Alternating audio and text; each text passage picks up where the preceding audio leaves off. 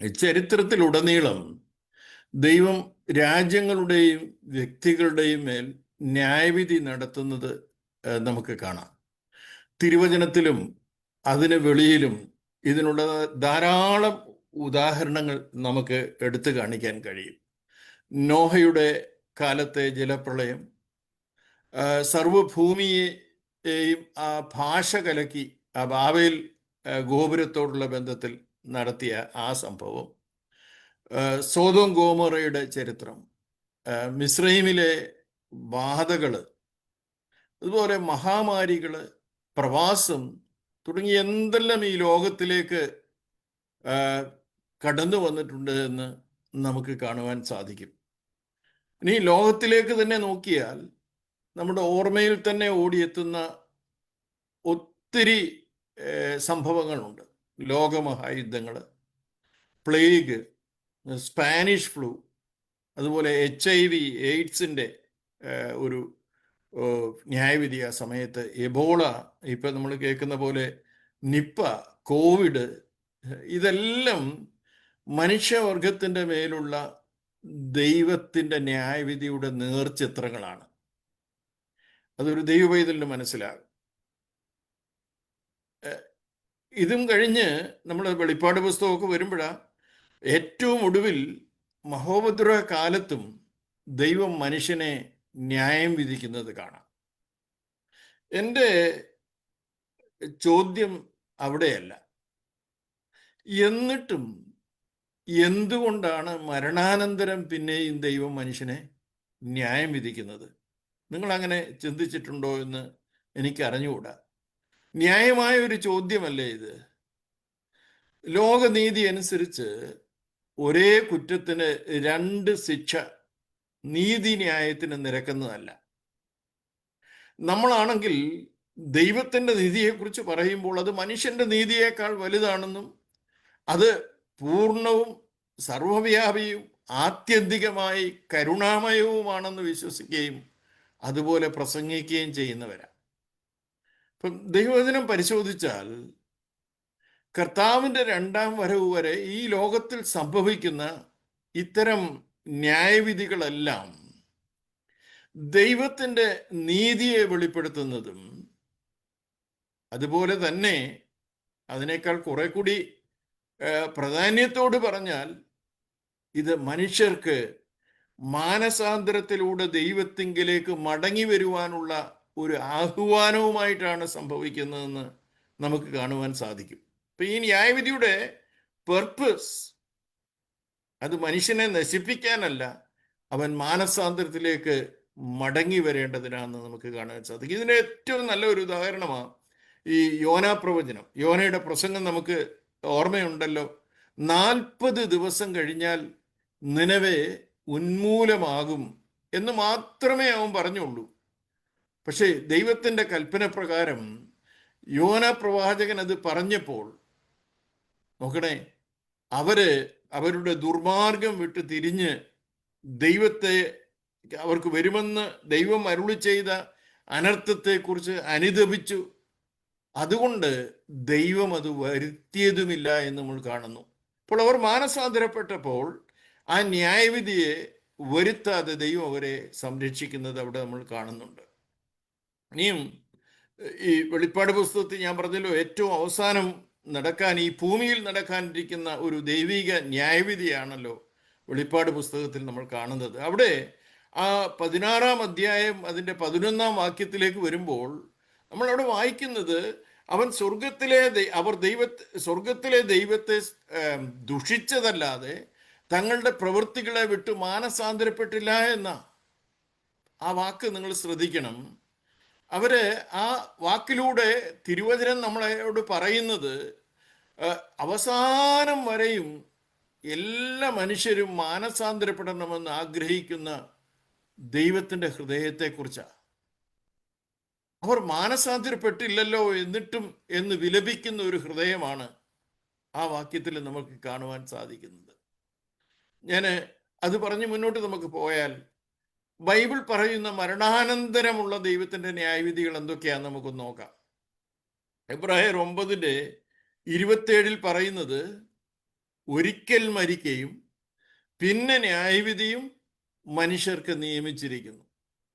ഈ വചനത്തിൽ നിന്ന് ഒരു കാര്യം വ്യക്തമാണ്: എല്ലാ മനുഷ്യർക്കും മരണാനന്തരം ഒരു ന്യായവിധിയുണ്ട്.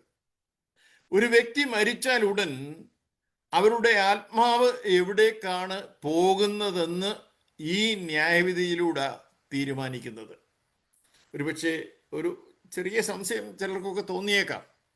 എന്നാൽ ബൈബിൾ അനുസരിച്ച് ഒരാൾ മരിച്ച ശേഷം അയാളുടെ ആത്മാവ് ഇവിടെ കിടന്ന് ചുറ്റിക്കറങ്ങുന്നില്ല.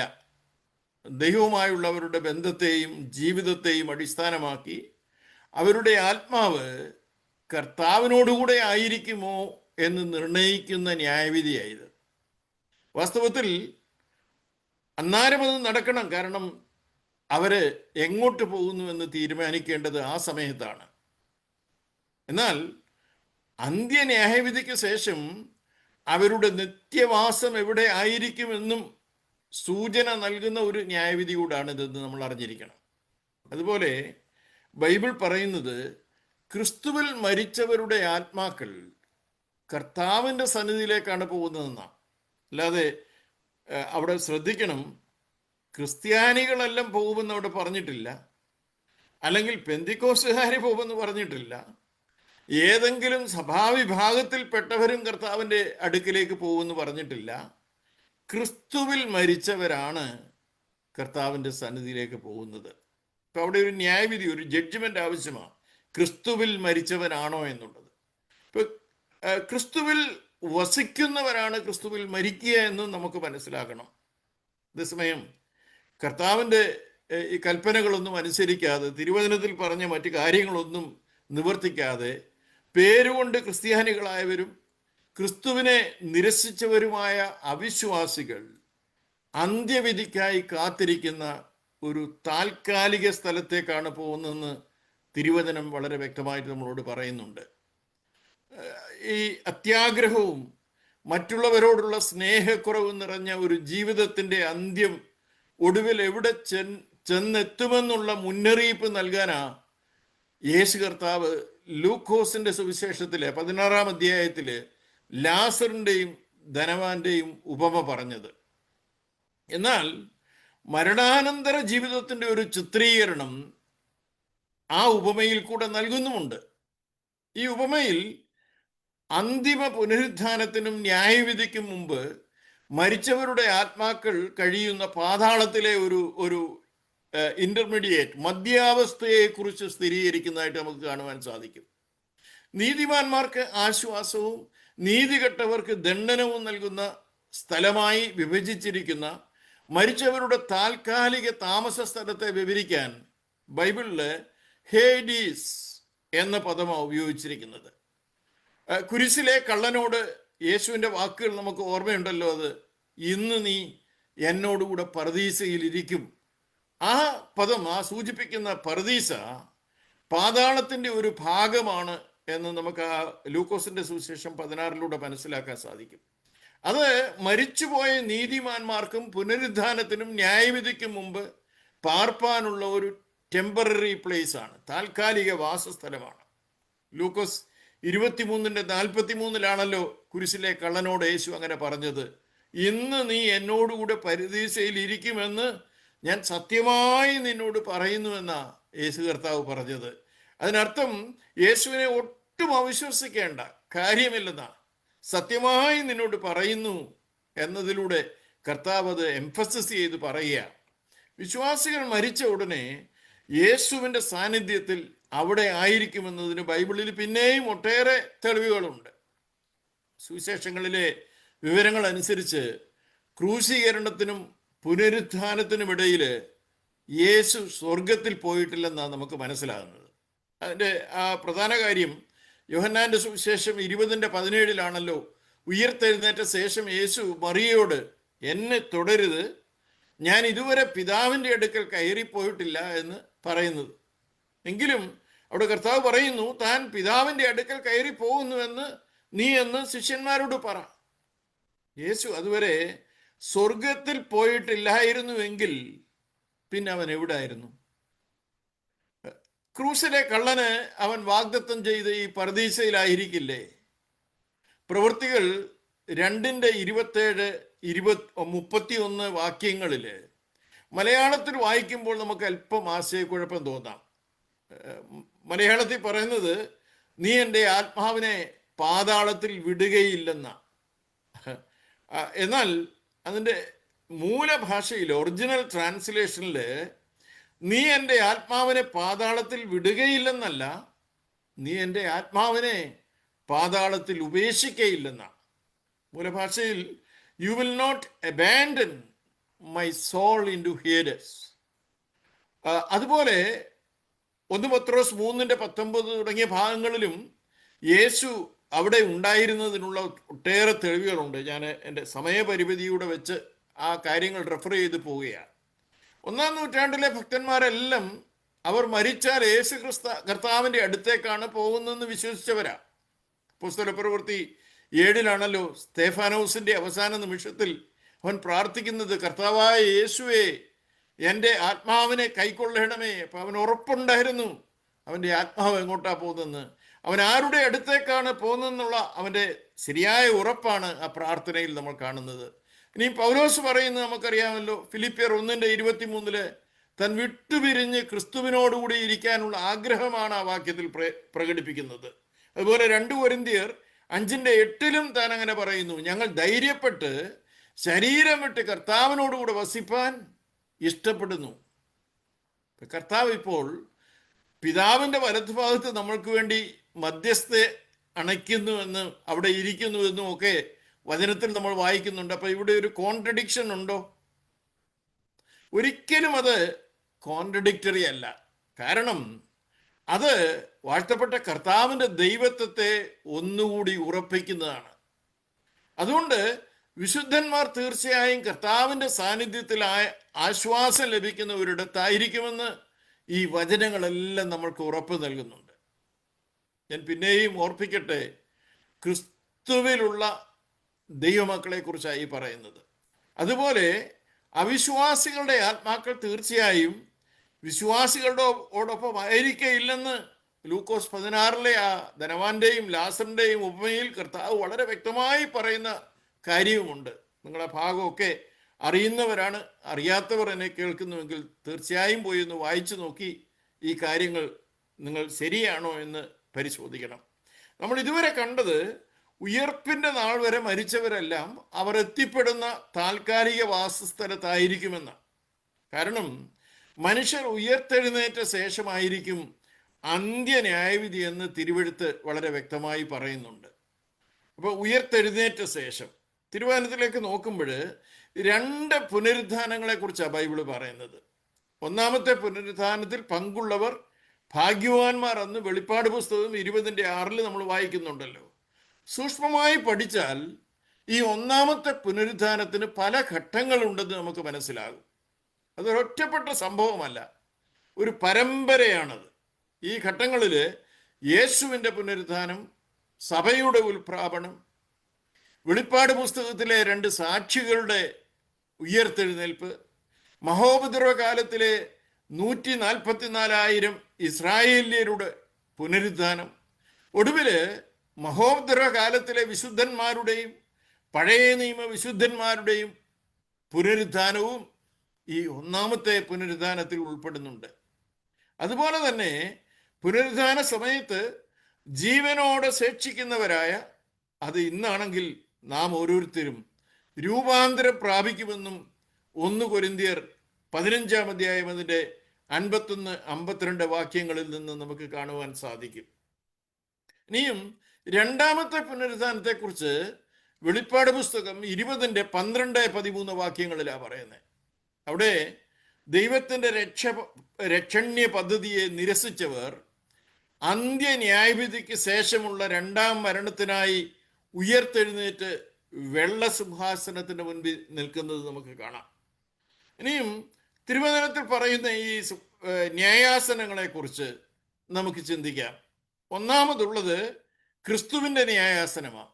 ഇതേക്കുറിച്ച് റോമർ 14:10 2 കൊരിന്ത്യർ 5:10 പറഞ്ഞിട്ടുണ്ട്. ഈ ന്യായവിധി യേശു ക്രിസ്തുവിലുള്ള വിശ്വാസികൾക്ക് വേണ്ടിയുള്ളതാണ്. അവരുടെ ക്രിസ്തീയ ജീവിതത്തിൽ പ്രവൃത്തികൾക്ക് പിന്നിലെ ഗുണനിലവാരം അതുപോലെ പ്രചോദനവും വിലയിരുത്തിയ ശേഷം അവർക്ക് പ്രതിഫലം കൊടുക്കുന്നതിനുള്ള ന്യായാസനമാണ് ക്രിസ്തുവിൻ്റെ ന്യായാസനം. അടുത്തത് തേജസ്സിൻ്റെ സിംഹാസനത്തിലെ ന്യായവിധിയാണ്. ജാതികളുടെ ന്യായവിധി എന്ന് നമുക്കിതിനെ പറയാം. ഇത് ക്രിസ്തുവിൻ്റെ വിശുദ്ധന്മാരുമായുള്ള മടങ്ങിവരവിന് ശേഷം നടക്കുന്ന ന്യായവിധിയാണ്. ക്രിസ്തുവിൻ്റെ അനുയായികളോട്, പ്രത്യേകിച്ച് ജൂതജനതയോട് മഹോപദ്രവകാലത്ത് അവർ എങ്ങനെ പെരുമാറി എന്നതിനെ അടിസ്ഥാനമാക്കി 1000 ആണ്ടുവാഴ്ചയുടെ തുടക്കത്തിൽ ജാതികളെ ന്യായം വിധിക്കുന്നിടമാണത്. മത്തായിയുടെ സുവിശേഷം 25:31 മുതൽ 46 വരെ യേശു കർത്താവ് തന്നെയാണ് ഈ ന്യായവിധിയെക്കുറിച്ച് പറഞ്ഞിരിക്കുന്നത്. അവിടെ ചെമ്മരിയാടുകളെയും കോലാടുകളെയും തമ്മിൽ വേർതിരിക്കുന്ന ആ കാര്യമൊക്കെ അവിടെ വ്യക്തമായി പറയുന്നുണ്ട്. ഇനിയും ഏറ്റവും അന്തിമമായുള്ള ന്യായവിധി എന്ന് പറയുന്നത് വെള്ളസിംഹാസനത്തിലെ വലിയ ന്യായവിധിയാണ്. അത് ഭൂമിയുണ്ടായ കാലം മുതൽ അതുവരെ ജീവിച്ച് ഇരുന്ന് മരിച്ചുപോയ എല്ലാ അവിശ്വാസികൾക്കും വേണ്ടിയുള്ള അന്തിമ ന്യായവിധിയാണ്. അവരുടെ പ്രവൃത്തികളെ അടിസ്ഥാനമാക്കിയുള്ള ഒരു ശിക്ഷാവിധിയായത്. മാനസാന്തരപ്പെടാൻ അവസരം നൽകിയിട്ടും ജീവപുസ്തകത്തിൽ പേരെഴുതാനുള്ള അവസരം നഷ്ടപ്പെടുത്തിയവരാണ് വലിയ വെള്ളസിംഹാസനത്തിൻ്റെ മുൻപിൽ ന്യായവിധിക്കായി നിൽക്കുന്നവർ എന്ന് നമുക്ക് കാണുവാൻ സാധിക്കും. ഈ ന്യായവിധിയിൽപ്പെടുന്നവര് ദൈവത്തിൽ നിന്ന് എന്നേക്കുമായി വേർപിരിയുകയാണ്. വെളിപ്പാട് 20:11 മുതൽ 15 വരെയുള്ള വാക്യങ്ങളിൽ ഈ ന്യായാസനത്തെ നമുക്ക് കാണാൻ സാധിക്കും. ഞാൻ തേജസ്സിൻ്റെ സിംഹാസനത്തെക്കുറിച്ച് പറഞ്ഞിരുന്നല്ലോ. ഈ തേജസ്സിൻ്റെ സിംഹാസനവും ഈ അവസാനം പറഞ്ഞ വെള്ളസിംഹാസന ന്യായവിധി ഒന്ന് തന്നെയാണെന്ന് പഠിപ്പിക്കുന്നവരുണ്ട്. എന്നാൽ ആ ചിന്താഗതിയോട് യോജിക്കാൻ കഴിയാതെ വണ്ണം ഇവ തമ്മിലുള്ള വളരെയേറെ വ്യത്യാസങ്ങൾ തിരുവചനത്തിൽ പറഞ്ഞിട്ടുണ്ട്. ഞാൻ പറഞ്ഞപ്പോൾ തന്നെ നിങ്ങൾക്കത് മനസ്സിലായി കാണും. തേജസ്സിൻ്റെ സിംഹാസനത്തിലെ ന്യായവിധി യേശുവിൻ്റെ മടങ്ങിവരവിനും സഹസ്രാബ്ദ രാജ്യം സ്ഥാപിക്കപ്പെടുന്നതിനും തൊട്ടു പിന്നാലെ നടക്കുന്നതാണെന്ന് ഞാൻ പറഞ്ഞായിരുന്നല്ലോ. വെള്ളസിംഹാസന ന്യായവിധിയാകട്ടെ 1000 വർഷത്തെ സഹസ്രാബ്ദ വാഴ്ചയ്ക്ക് ശേഷം പഴയ ആകാശത്തിൻ്റെയും ഭൂമിയുടെയും നാശത്തിന് ആ സമയത്ത് അതും ഒഴുകിപ്പോകുന്ന സമയത്ത് നടക്കുന്ന സംഭവമാണ്. മഹോദരകാലത്തിൽ ക്രിസ്തുവിൻ്റെ സഹോദരന്മാരുള്ള പെരുമാറ്റത്തിൻ്റെ അടിസ്ഥാനത്തിലായിരുന്നു തേജസ്സിൻ്റെ സിംഹാസനത്തിലെ ന്യായവിധിയെങ്കിൽ വെള്ളസിംഹാസനത്തിലെ അന്ത്യന്യായവിധിയിലൂടെ രണ്ടാം മരണത്തിലേക്ക് ഉയർത്തെഴുന്നേറ്റവരുടെ, ജീവപുസ്തകത്തിൽ പേരെഴുതി കാണാത്തവരുടെ, ചെറുതും വലുതുമായ അപാലവൃദ്ധം ആളുകളുടെയും ന്യായവിധിയാണ് അവിടെയുള്ളതെന്ന് നമുക്ക് കാണുവാൻ സാധിക്കും. ഇനിയും മത്തായി 25 ജാതികളുടെ ന്യായവിധി ജീവിച്ചിരിക്കുന്നവരുടെ ന്യായവിധിയായിരുന്നെങ്കിൽ വെള്ളസിംഹാസനത്തിലെ ന്യായവിധി എന്ന് പറയുന്നത് ക്രിസ്തുവിനെ കൂടാതെ മരിച്ചവർക്കുള്ള ന്യായവിധിയാണെന്ന് നമ്മൾ മനസ്സിലാക്കിയിരിക്കണം. നമ്മളൊക്കെ ഇപ്പോൾ ജീവിച്ചിരിക്കുന്നവരാണല്ലോ. തീർച്ചയായും ഈ അന്ത്യ ന്യായവിധിയെക്കുറിച്ചൊക്കെ കേൾക്കുമ്പോൾ അത് നമ്മുടെ ഉള്ളിൽ ഭയമുണ്ടാക്കാൻ സാധ്യതയുണ്ട്. എന്നാൽ നമ്മൾ കണ്ടതുപോലെ കർത്താവിൽ വിശ്വസിച്ച് മരിച്ചടക്കപ്പെട്ട വിശ്വസ്തന്മാർക്ക് ഈ ന്യായവിധികളെ ഭയപ്പെടേണ്ട കാര്യമില്ല. യോഹന്നാൻ അപ്പോസ്തലന് 1 യോഹന്നാൻ അതിൻ്റെ 4-ാം അധ്യായം 17-18 വാക്യങ്ങൾ പറഞ്ഞിരിക്കുന്നത്, ന്യായവിധി ദിവസത്തിൽ നമുക്ക് ധൈര്യമുണ്ടാവാൻ തക്കവണ്ണം ഇതിനാൽ സ്നേഹം നമ്മോട് തികഞ്ഞിരിക്കുന്നുവെന്നാണ്. തികഞ്ഞ സ്നേഹം ഭയത്തെ പുറത്താക്കി കളയുന്നുവെന്നും അദ്ദേഹം അവിടെ പറയുന്നുണ്ട്. യോഹന്നാൻ ഇവിടെ പറയുന്ന ഈ തികഞ്ഞ സ്നേഹം നമ്മളെ വീണ്ടെടുക്കാനായി പുത്രനെ നൽകിയ പിതാവിൻ്റെ സ്നേഹത്തെക്കുറിച്ചാണ്. വാസ്തവത്തിൽ അത് യോഹന്നാൻ്റെ ലേഖനം മുഴുവൻ വായിക്കണം, അല്ലെങ്കിൽ കുറഞ്ഞപക്ഷം 4-ാം അധ്യായം മുഴുവനും വായിച്ചെങ്കിലേ നമുക്ക് ആ കോണ്ടെക്സ്റ്റ് മനസ്സിലാകുകയുള്ളൂ. നമ്മളെ വീണ്ടെടുത്ത കാൽവറി ക്രൂസിലെ പരമയാഗത്തിലെ സ്നേഹത്തെക്കുറിച്ചാണ് യോഹന്നാൻ അവിടെ നമ്മളോട് പറയുന്നത്.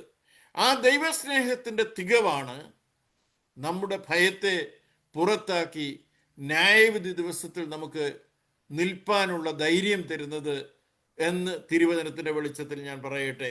നമ്മളെ ന്യായം വിധിക്കുന്ന ക്രിസ്തുവിൻ്റെ ന്യായാസനം നമ്മെ ശിക്ഷിക്കാനുള്ള ഇടമല്ലെന്ന് ഞാൻ മുൻപേ പറഞ്ഞായിരുന്നല്ലോ. റോമർ 14:10 സഹോദരനെ വിധിക്കുകയും ധിക്കരിക്കുകയും ചെയ്യുന്നതിനെ പൗലോസ് വിലക്കാൻ കാരണം നമ്മളെല്ലാം ദൈവത്തിൻ്റെ ന്യായാസനത്തിൻ്റെ മുൻപാകെ നിൽക്കേണ്ടവരാണെന്നുള്ള വസ്തുത കൊണ്ടാണ്. അതിൻ്റെ അർത്ഥം മറ്റുള്ളവരെ ന്യായം വിധിക്കാൻ നമ്മൾക്കാർക്കും യോഗ്യതയില്ലെന്ന് തന്നെയാണ്. യോഹന്നാൻ 5:22 ആരാണ് നമ്മളെ ന്യായം വിധിക്കുന്നതെന്ന് യേശു കർത്താവ് പറഞ്ഞു തന്നിട്ടുണ്ട്. അവിടെ പറയുന്നത് പിതാവ് ആരെയും ന്യായം വിധിക്കാതെ, നോക്കെ, പിതാവ് പോലും ന്യായം വിധിക്കാതെ ന്യായവിധി എല്ലാം പുത്രന് കൊടുത്തിരിക്കുന്നു. അപ്പൊ പുത്രനാണ് എല്ലാവരെയും ന്യായം വിധിക്കുന്നത്. ഈ ന്യായവിധികളെല്ലാം നടത്തുന്നത് പുത്രനാണ്. അത് വെച്ചുകൊണ്ട് ആണ് നാം എല്ലാവരും ക്രിസ്തുവിൻ്റെ ന്യായാസനത്തിൻ്റെ മുൻപാകെ വെളിപ്പെടേണ്ടതാകുന്നുവെന്ന് പൗലോസ് അപ്പോസ്തലൻ തറപ്പിച്ചു പറഞ്ഞിരിക്കുന്നത്. നിങ്ങൾക്കറിയാമെങ്കിലും സംശയിക്കുന്നവരായ ആരെങ്കിലും ഉണ്ടെങ്കിൽ നിങ്ങളുടെ ഉറപ്പിനായി ഞാൻ വീണ്ടും പറയട്ടെ, ക്രിസ്തുവിൻ്റെ ന്യായാസനമല്ല നമ്മുടെ രക്ഷയെ നിർണയിക്കുന്നത്. 1 യോഹന്നാൻ 2:2 പറയുന്നത് പോലെ ക്രിസ്തു നമുക്ക് വേണ്ടി അർപ്പിച്ച യാഗത്താലും യോഹന്നാൻ 3:16 പറയുന്നത് പ്രകാരം തൻ്റെ ഏകജാതനാലുള്ള വിശ്വാസത്താലുമാണ് നമ്മുടെ ആ രക്ഷയുടെ കാര്യം പരിഹരിക്കപ്പെട്ടതെന്ന് ഉറച്ചു വിശ്വസിക്കണം.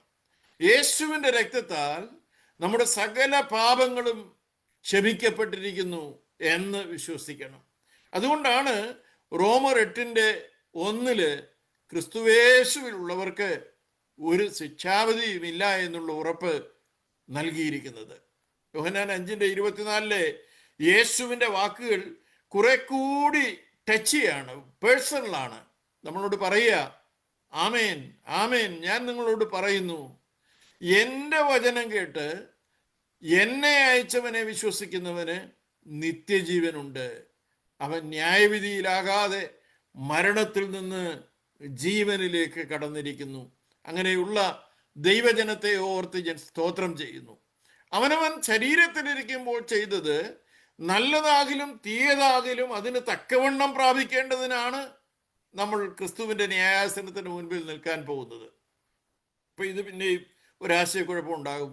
ഈ വാക്യത്തിൽ പറയുന്നത് ക്രിസ്തുവിൻ്റെ രക്ഷയ്ക്ക് ശേഷമുള്ള നമ്മുടെ പ്രവൃത്തികൾ 2 തരത്തിലുണ്ടെന്നാണല്ലോ, നല്ലതാകിലും തീയതാകിലും. എന്നാൽ ഇത് ഞാൻ പറഞ്ഞതുപോലെ ഒരു ദൈവ പൈതൽ എന്ന നിലയിൽ ദൈവരാജ്യത്തിൽ ചെയ്ത നല്ലതും തീയതുമായ പ്രവൃത്തികളെ കുറിച്ചാണ്. അല്ലാതെ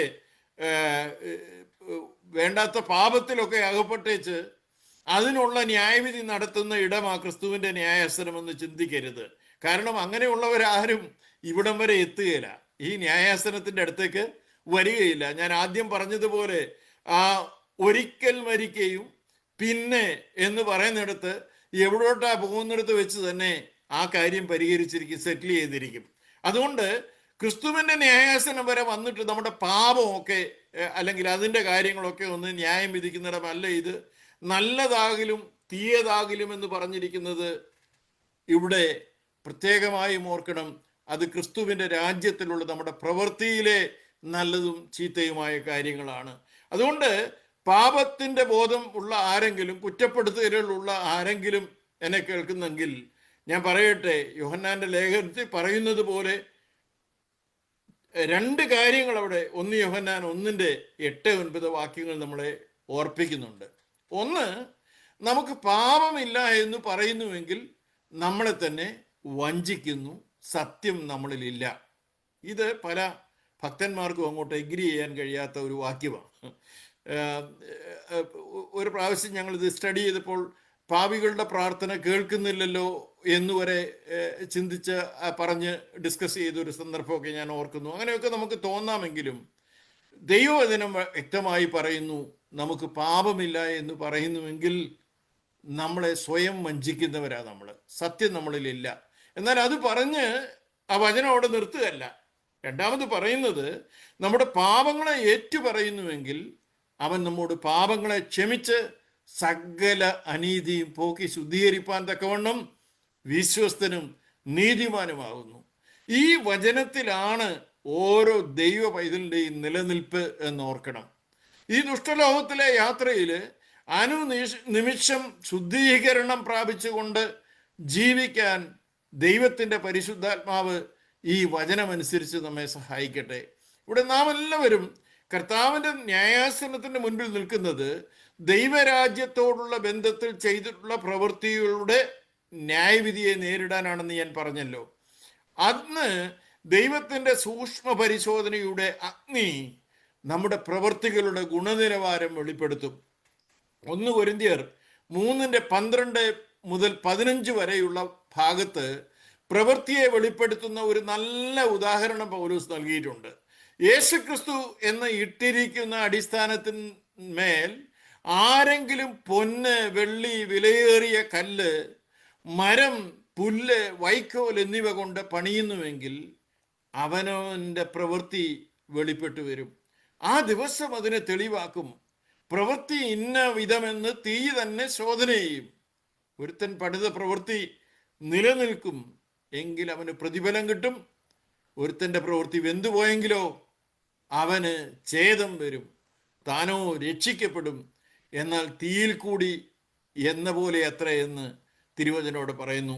ഇത് കുറച്ചുകൂടി നന്നായി മനസ്സിലാക്കാൻ 2 കൊരിന്ത്യർ അതിൻ്റെ 5:10 ഈ ന്യായാസനത്തിന് മൂലഭാഷയിൽ പറഞ്ഞിരിക്കുന്ന ബേമ എന്ന പദം നമ്മളെ സഹായിക്കും. ബേമ എന്നത് അക്കാലത്ത് അത്ലറ്റിക് ഗെയിമുകൾ കാണാൻ ജഡ്ജിമാർ ഇരിക്കുന്ന ഒരു ഉയർന്ന വേദിയായിരുന്നു. കാണാൻ വേണ്ടിയിട്ടല്ല, ജഡ്ജി ചെയ്യാൻ വേണ്ടിയിട്ട് അവരിരിക്കുന്ന ഉയർന്ന വേദിയാണ്. മത്സരാർത്ഥികൾ നിയമം പാലിക്കപ്പെടുന്നുണ്ടോ എന്ന് ഉറപ്പാക്കുകയും വിജയികൾക്ക് അവാർഡുകൾ നൽകുകയും ചെയ്യുക എന്നതായിരുന്നു അവരുടെ ജോലി. ബേമ ഒരിക്കലും അത്ലറ്റുകളെ ശാസിക്കാനോ അവരെ ഏതെങ്കിലും വിധത്തിൽ ശിക്ഷിക്കാനോ ഉള്ള സ്ഥലമായിരുന്നില്ല. അതവരെ നിരീക്ഷിച്ച് പ്രതിഫലം കൊടുക്കുന്ന ഒരു സ്ഥലമായിരുന്നു. അതുപോലെ ക്രിസ്തുവിൻ്റെ ബേമ നമ്മെ അപലപിക്കാനോ ശിക്ഷിക്കാനോ ഉള്ള സ്ഥലമായിരിക്കില്ല. അത് നമ്മൾക്ക് പ്രതിഫലം നൽകുന്ന ഇടമാണ്. ക്രിസ്തുവിൻ്റെ ന്യായാസനത്തിന് മുൻപാകെ ഒരു നാളിൽ നമ്മൾ നിൽക്കേണ്ടി വരുമെന്ന അറിവ് നമ്മളുടെ പണി എങ്ങനെയുണ്ടെന്നും എന്തുകൊണ്ടാണ് നമ്മൾ പണിയുന്നതെന്നും ശോധന ചെയ്ത് ജീവിക്കാൻ പരിശുദ്ധാത്മാവ് നമ്മളെ സഹായിക്കട്ടെ. നമ്മുടെ പണി അനുസരിച്ച് കിരീടങ്ങൾ ലഭിക്കുന്നതിനെക്കുറിച്ചും ബൈബിൾ പറയുന്നുണ്ട്. ഞാൻ അതിൻ്റെ ഡീറ്റെയിൽസിലേക്കൊന്നും പോകുന്നില്ല. വിവിധ തരത്തിലുള്ള കിരീടങ്ങൾ നമുക്ക് ലഭിക്കുമെന്ന് തിരുവചനങ്ങളിൽ നമുക്ക് കാണുവാൻ സാധിക്കും. ഈ കിരീടങ്ങൾ നൽകപ്പെടുന്നത് ക്രിസ്തുവിൻ്റെ ന്യായാസനത്തിൻ്റെ മുൻപിലാണെന്നും സഭയുടെ ഉൽപ്രാപണത്തിന് ശേഷം തന്നെ ഉടനെ അത് സ്വർഗത്തിൽ സംഭവിക്കുമെന്നും തിരുവചന വെളിച്ചത്തിൽ നമുക്ക് മനസ്സിലാക്കാൻ കഴിയും. ഏറ്റവും ഒടുവിൽ വെളിപ്പാട് 22:12 യേശു കർത്താവിന് നമ്മളോട് പറയാനുള്ളത്, ഇതാ ഞാൻ വേഗം വരുന്നു, ഓരോരുത്തന് അവനവൻ്റെ പ്രവൃത്തിക്ക് തക്കവണ്ണം കൊടുപ്പാൻ പ്രതിഫലം എൻ്റെ പക്കലുണ്ട്. ക്രിസ്തുവിൻ്റെ ന്യായാസനത്തിനായുള്ള ഒരുക്കത്തിൽ നമ്മൾ പണി ചെയ്യാനായി എന്താണ് തിരഞ്ഞെടുക്കുന്നതെന്ന് നമുക്കൊന്ന് ചിന്തിക്കാൻ പ്രിയമുള്ളവരെ. സ്വർണം, വെള്ളി, വിലയേറിയ കല്ലുകൾ പോലുള്ള നിലനിൽക്കുന്ന വസ്തുക്കൾ കൊണ്ടാണോ നമ്മൾ പണിയുന്നത്? അതോ മരം, പുല്ല്, വൈക്കോൽ തുടങ്ങി പരീക്ഷണ ദിനത്തിൽ നിലനിൽക്കാത്ത വസ്തുക്കൾ കൊണ്ടാണോ നമ്മൾ പണിയുന്നത്? നമ്മൾക്കൊരുങ്ങാൻ പ്രിയമുള്ളവരെ. നമ്മുടെ കർത്താവിൻ്റെ വരവോ ഈ ജീവിതയാത്രയുടെ അവസാനമോ നമ്മുടെ വാതിൽക്കൽ എത്തി നിൽക്കുന്നു എന്ന കാര്യം മറന്നു പോകരുതേ. അതുകൊണ്ട് വേഗത്തിൽ നമ്മുടെ പണിയെ ശരിപ്പെടുത്തുവാൻ ഇന്നത്തെ ചിന്തകൾ നമ്മെ സഹായിക്കട്ടെ. അവൻ്റെ ന്യായാസനത്തിന് മുൻപാകെ പ്രതിഫലം വിധിക്കുന്ന നാളിൽ നല്ലവനും വിശ്വസ്തനും എന്ന ദാസനെ എന്ന ആ കോംപ്ലിമെന്റ് ആത്മദാതനെന്ന് കേൾക്കാൻ നമ്മളെ ഏവരെയും കർത്താവ് സഹായിക്കട്ടെ എന്ന പ്രാർത്ഥനയോടെ ഞാൻ ഇന്നത്തെ ചിന്തകൾ അവസാനിപ്പിക്കുന്നു. ദൈവം നമ്മളെ ഏവരെയും അനുഗ്രഹിക്കട്ടെ.